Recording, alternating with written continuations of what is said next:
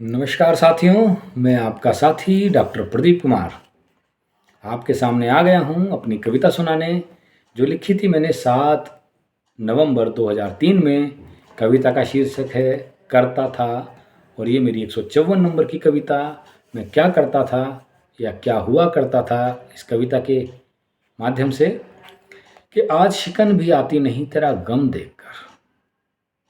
आज शिकन भी आती नहीं तेरा गम देखकर, कभी इन आंखों से तेजाब बहा करता था।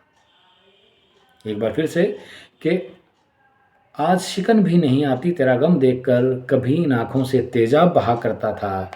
आज आईना भी करता है दिल लगी मुझसे, कभी ये भी दिल की लगी का हिसाब रखा करता था।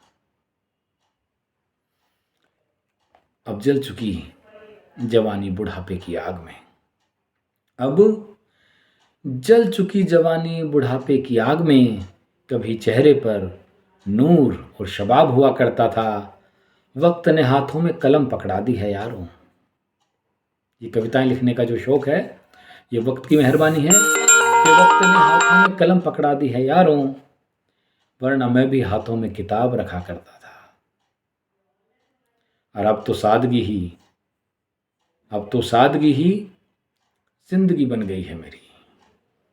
अब तो सादगी ही जिंदगी बन गई है मेरी, कभी मैं भी चंचल और बेताब हुआ करता था।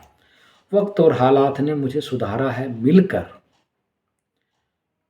वक्त और हालात ने मुझे सुधारा है मिलकर, कभी मैं भी बिगड़ा हुआ बहुत खराब हुआ करता था। कभी मैं भी बिगड़ा हुआ बहुत खराब हुआ करता था। और अब फकीरी आ गई वक्त की गर्द में, अब फकीरी आ गई वक्त की गर्द में, कभी मैं भी अपनी मर्जी का नवाब हुआ करता था।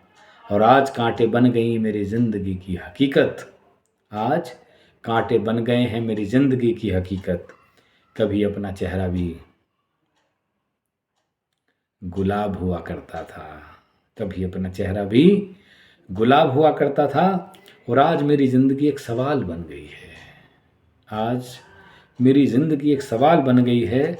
कभी हर किसी की बात का मैं जवाब हुआ करता था, और आज मैं खो चुका हूँ दुनिया की भीड़ में।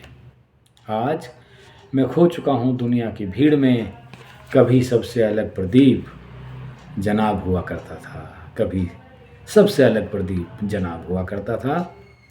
चलिए, एक अलग कविता के साथ एक अलग मुलाकात। तब तक के लिए धन्यवाद, शुक्रिया, सत श्री अकाल, थैंक यू।